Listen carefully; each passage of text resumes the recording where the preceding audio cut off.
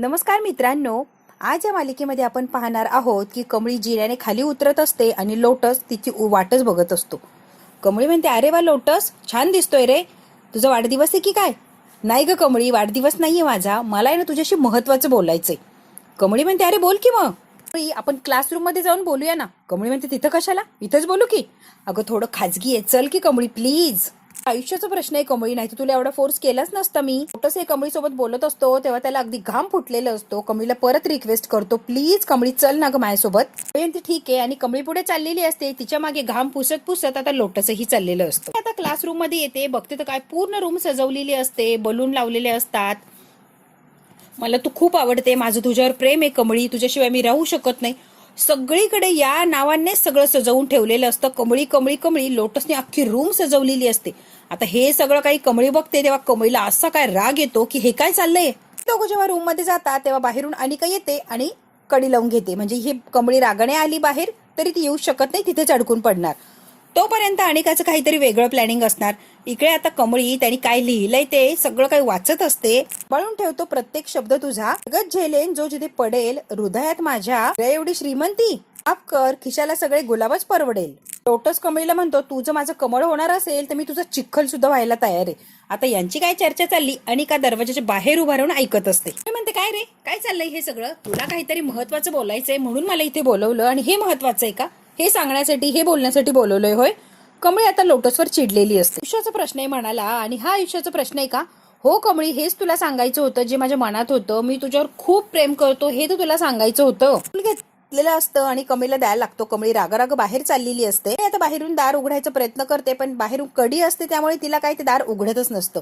हा तिला फूल देऊन इम्प्रेस करणार असतो, प्रपोज करणार असतो. कमळी काही एक ऐकून घेत नाही. कमळी म्हणते, लोटस दार कोणी लावलं? आणि कमळी जोर जोरात दार वाजवत असते आणि दार उघडा असं म्हणत असते. तसला आता घाम फुटलेला असतो की आता काय व्हायचंय. कमळी चिडलेली असते, काय रे, डोसक्यावर पडला का? अक्कल बिक्कल आहे का? काय करतोय काय नाही.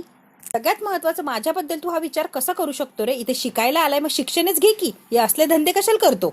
आता अशी काय झापत असते ह्या लोटसला आणि त्याची बोलतीच बंद करून टाकलेली असते. प्रेम बी मला काही आवडत नाही आणि हे काय लावलंय रे? आणि मी कधी विचार सुद्धा केला नव्हता लोटस, माझ्याबद्दल असा विचार करशील, चुकून सुद्धा विचार नव्हता माझ्या मनात. म्हणते, इथे आपण शिकायला आलो, हे चितोर धंदे करायला आलो का? भिकाऱ्यासारखं काहीही. म्हणते, आई वडिलांनी शिकायला पाठवलंय, मग शिक्षणच करायचं की, अभ्यास करायचं सोडून हे बाकीचे कशाला धंदे करतो रे? लोटस, अभ्यासावर लक्ष दे, काहीतरी फायदा होईल. ते आता असं काय लेक्चर झाडत असते याला, परत काही म्हणायची हिंमतच करणार नाही हा लोटस. म्हणते, हे सगळं डोक्यातून काढून टाकायचा, अजिबात असा काही विचार करायचा नाही. पहिलं आणि शेवटचं सांगतेय तुला. म्हणते, माझ्या आयुष्यात शिक्षण, माझं स्वप्न, आई आबा या पलीकडे काहीच महत्वाचं नाही आणि तेवढ्या गोष्टींसाठीच मी जगते. बाकी कोणत्याच गोष्टीला माझ्या आयुष्यात एंट्री नाहीये, कळालं? त्यामुळे हा विषय लगेच डोक्यातून काढून टाकायचा आणि परत असं काही विचार पण आणायचं नाही. ते माझं तर डोकंच चालत नाहीये, नाही तर अशी एक ठेवून देईल ना की तेवढ्यात आता सगळे लोक आलेले असतात. प्रिन्सिपल सर, ऋषी, कॉलेजची मुलं मुली सगळेच आलेले असतात. प्रिन्सिपल आल्या आल्या म्हणतात, हा काय प्रकार आहे? आणि दोघं वर्गात काय करताय? दोघंच काय करताय, तेही दार लावून? म्हणते, बघा की सर, हा काय करतोय? प्रिन्सिपल सर म्हणतात, सगळ्यांच्या समोर तमाशा नकोय, माझ्या केबिन मध्ये चला, मग तिथे बोलूया. लोटस आणि तू दोघंही केबिन मध्ये चला. सर मी काय म्हणते ऐकून तरी घ्या. प्रिन्सिपलने आता कमळीला ऑफिसमध्ये बोलवलेलं असतं. कमळी अगदी तनतन करत त्याच्या अंगावर फूल फेकते आणि रागाने निघून गेलेली असते.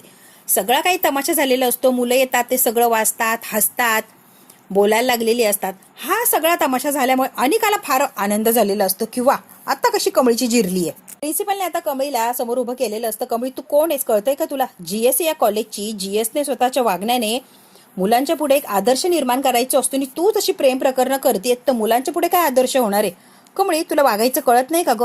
प्रिन्सिपल सर कमळीचा एकही शब्द ऐकून घेत नाही. तिला इतकं काय सुनावत असतात. तुम्ही कॉलेजमध्ये अभ्यास करायला येता, शिक्षण करायला येतं का, असे उद्योग करायला येता? कमळी म्हणते, सर तुम्ही काय बोलताय, तुमचं तुम्हाला तरी कळतंय का? असं कशाला काय करायला लागली? याला माझ्याबरोबर काहीतरी बोलायचंय. तो म्हटला, फार महत्वाचा आयुष्याचा प्रश्न आहे, आपण आपल्या रूम मध्ये म्हणजे क्लासरूम मध्ये जाऊन बोलूया. म्हणून त्याच्या मागे गेले आणि तिथे बघते तर काय सगळं तो तमाशा. सर विनाकारण कमळीवर चिडत असतात आणि रागराग करत असतात. तिला काय म्हणायचं अजिबात ऐकून घेत नसतात. कमळी म्हणते, हा रूम मध्ये काय करणार आहे मला काहीच माहित नव्हतं, मी अगदी सहज गेले.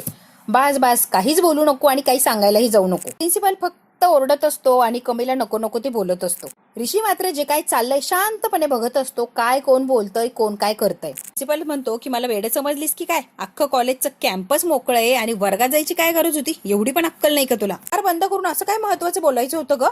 का जोरात सर असं म्हणतो की लोटसकडे सगळे बघायला लागलेले असतात. एका मिनिटात आवाज कमी करतो. काही बोलू नका प्लीज. या सगळ्यात काही चूक नाही सर. असं आहे ना सर, आमचं एकमेकांवर प्रेम आहे. कमळी म्हणते खुळ्या डोक्याच्या, कळतंय का तुला काही? आमचं एकमेकांवर प्रेम आहे. तोच म्हणतो मी करेक्ट आहे कमळी, मी वेडा नाहीये. तू माझ्यावर प्रेम करते हे तुला कळत नाहीये, पण मला कळते की मी तुझ्यावर प्रेम करतो आणि तू सुद्धा करते, पण तू मान्य करत नाहीये कमळी. सर कमळी मला नोट्स देते, कॉलेजला कधी नाही आलो तर चौकशी करते, आजारी असले तर काळजी घेते, फार चांगली वागते माझी कमळी. खरं तर आमचं एकमेकांवर खूप प्रेम आहे सर. प्रिन्सिपल अजून चिडलेले असतात. कमळी मी हे काय ऐकतोय, कळतंय का तुला? आणि नाही होऊन पडतीयस. प्रिन्सिपल सर म्हणतात तुझ्याकडून काय अपेक्षा होती आणि हे वागणं अजिबातच अपेक्षित नव्हता. काय वागतीये कमळी तू? ऋषी म्हणतो सर एक मिनिट जरा थांबता का? आजपासून ती काहीतरी सांगायचा प्रयत्न करतेय, दोष तिचा नाहीये ह्या मुलाचा आहे. कमळीला काय म्हणायचंय सर, जरा लक्ष तरी द्या, तिला तिचं म्हणणं तरी मांडू द्या. येस ती या नात्याने कॉलेजमध्ये कुठला मुलगा आला नाही तर का आला नाही हे विचारणं कर्तव्य आहे ना तिचं. तिच्या चांगुलपणाचा याने वेगळा अर्थ घेतला, त्यात तिचा काय दोष आहे सर? तसं तुम्ही आल्या नाही कॉलेजमध्ये, जोशी मॅडमने विचारलं की सर का नाही आला, मग जोशी मॅडमचं प्रेम आहे का सर तुमच्यावर? अहो काय सर असंच आहे ते. जरा विचार काळजीपोटी. आपली मैत्री असते म्हणून आपण चौकशी करतो की नाही? आणि नोट्स देते म्हणजे काय, मित्र आहे म्हणून नोट्स देते की लगेच प्रेम आहे म्हणून नोट्स देते?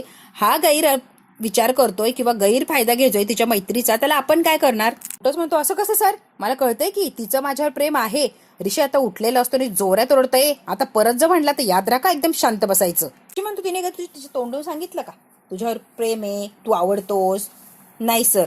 मग कशाला रे प्रेम प्रेम उड्या मारतोयस? गप्प बस जरा.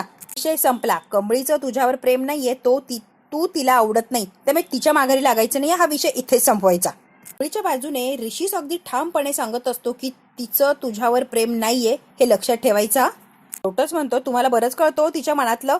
ऋषीने आता सटकन अशी मुस्कटीत दिलेली असते लोटसच्या. कमळी म्हणते सर प्लीज त्याला मारू नका प्लीज. बघितलं ना सर, आहे ना कमळीचं माझ्यावर प्रेम, तुम्ही मला मारलं तर कशी म्हणते त्याला मारू नका, म्हणजे प्रेम आहे तिचं. हे अडवलंच नसतं तुम्हाला.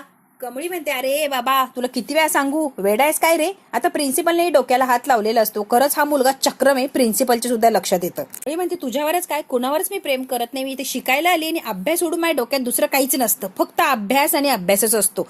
त्यामुळे उगाच कोणता गैरसमज करू नको रे बाबा. कमळी म्हणते शिकायचंय, मोठं व्हायचंय, आईचं आबाचं स्वप्न पूर्ण करायचं, माझ्या स्वतःची स्वप्न पूर्ण करायची, मला हे प्रेम बिम काही करायचं नाही रे बाबा. कमळी म्हणते एक गोष्ट लक्षात घे, मारू नका असं म्हटले ना ते तुझ्यावर प्रेम करते म्हणून नाही, माणुसकी म्हणून म्हटले, नाही तर लगेच प्रेम करते बसशील धरून. वेडेपणा काही करू नको, प्रेम बिम काही नसतं, फक्त अभ्यास कर, आपण शिकायला येतो आणि तेवढंच कर रे बाबा.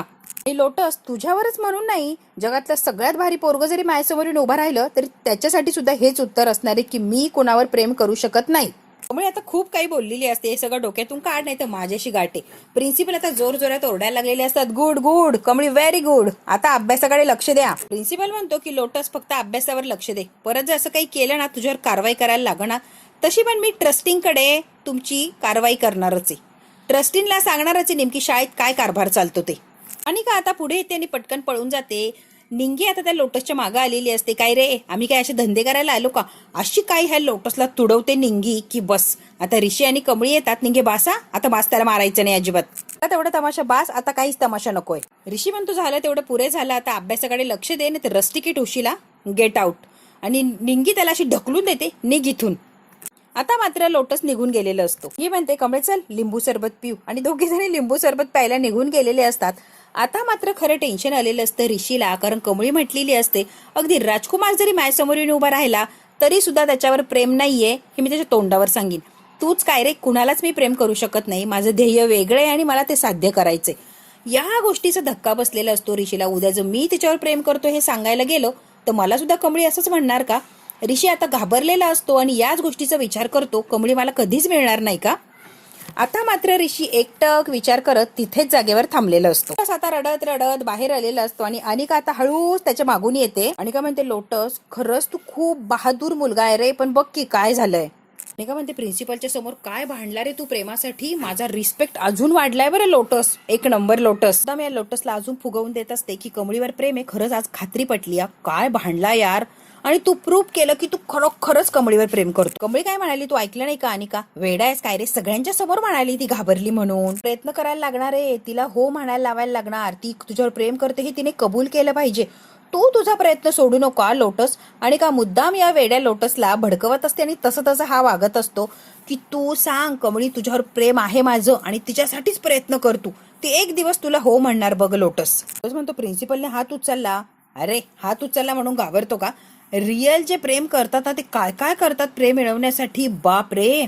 पण ते जे रिअल प्रेम करतो ते मून स्टार सगळं आणायला तयार होता. एक चापट बसली तर लगेच हार मानतोय. काय यार लोटस, कुठे स्टार कुठे मार.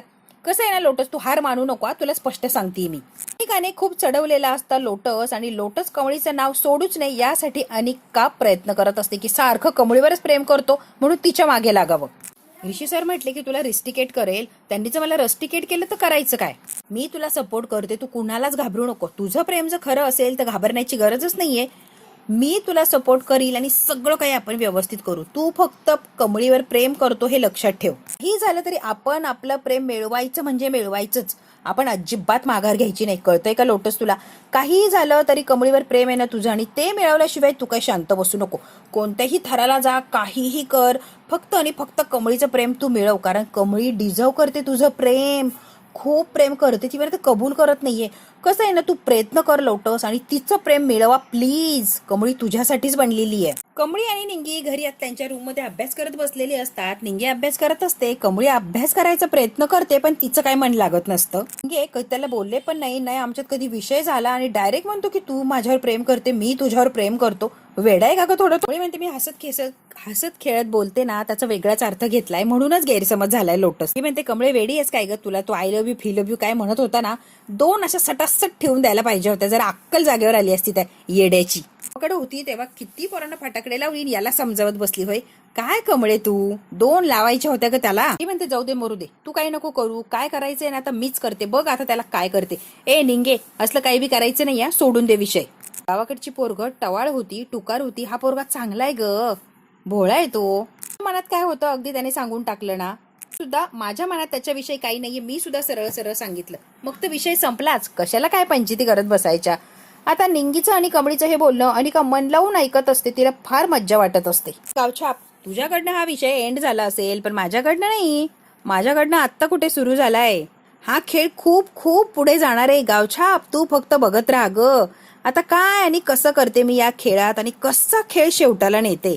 तुझी ना आता गावछाप मी जिरवणारच आहे. आणि का सगळं काही दारात उभा राहून मनातल्या मनात हे बोलत असते. इकडे आता कामिनीचा जो गळ्याचा बेल्ट असतो तो कामिनी काढायचा प्रयत्न करते तर रागिनी तिला काढू लागत असते. आई हळूहळू लगेच आणि का तावातावानी येते आणि जोरात तो बेल्ट खेचते आणि फेकून देते. किती दिवस हे नाटक करायचं ग हळूहळू, हिला काही त्रास वगैरे होत नाहीये. रागिनी म्हणते आणि का अगं काय हे, किती दिवस आजारी असल्याचं नाटक करणारे, आता बरी झालीयस ना. त्याला इंते बोलती ग रागिनी ही पोरगी. जिबेला काही हाडबीड आहे का नाही तिच्या, इथं मला त्रास होतोय आणि काय बोलती ही. कामिनी आता चिडलेली असते आणि रागिनीला म्हणते तुझ्या पोरीला जरा आवर घाल. ही नको लक्ष देऊ, ह्या पोरीमुळे सगळं काही सहन करायला लागतंय मला. आठवतंय का विसरली? आठवतंय सगळं काही, मी काहीही विसरलेले नाहीये. काहीच गोष्टी विसरत नाही हे पण आठवतं आणि ते पण आठवतं की कमळी फ्रॉड आहे. हा एव्हिडन्स घरात कोणी आणलेला, कॉलेजच्या रजिस्टर मध्ये तिच्या आईचं नाव वेगळं आहे हे मीच सांगितलं हो की नाही. मीच पुरावे शोधून आणलेत. मला अंडर एस्टिमेट केलं आणि आता काय काय गये. मी म्हणते पटतंय थोडंसं बोलणं आहे आणि का बेटर, पण कसं आहे ना, गावाकडची माणसं कमळीच्या आईचं नाव सरोजच सांगत होते. पटतंय आणि का तुझं म्हणणं का म्हणते आहे ना तथ्य, मग टाइमपास सोड हे दुखण्याचं नाटक वगैरे आणि मग कामाला लाग. कामिनी म्हणते काय हो कामाला लाग, हे नाटक बंद कर आता. कामिनी म्हणते तू मला ऑर्डर देणार का? हो, गावाला जायचं, कमळीची चौकशी करायची आणि काय सत्य आहे ना इथे येऊन सगळ्यांना सांगायचं. आता एवढीशी पोरगी ऑर्डर द्यायला लागली. हो, कारण माझा जसा फायदा तसा तुझा पण फायदा आहे. ती गावच्या तुला पण घरात नकोय ना, मग कर काहीतरी, कर हालचाल, जा काहीतरी प्रूफ आण तिच्याविषयी. आणि का आता कामिनीला अक्कल शिकवत असते. कामिनी म्हणते मला पण असं वाटायला लागलंय की बोलण्यात काहीतरी तथ्य आहे माझ्या नातीच्या. तिने जसं प्लॅन केलाय तसं करूया आपण, बघूया काय होतंय काय नाही. मुलीच्या आईच्या गावी जायचंय असं म्हणते ना अनिका. बरं जाईल मी, करेल मी तिथे चौकशी. दॅट्स लाईक माय ग्रॅनी आजी. हे चुप, नको कौतुक करू. का आता दुसऱ्या दिवशी सकाळी कॉलेजला लवकर आलेली असते आणि तो डोनेशनचा बॉक्स असतो सगळीकडे घेऊन फिरते.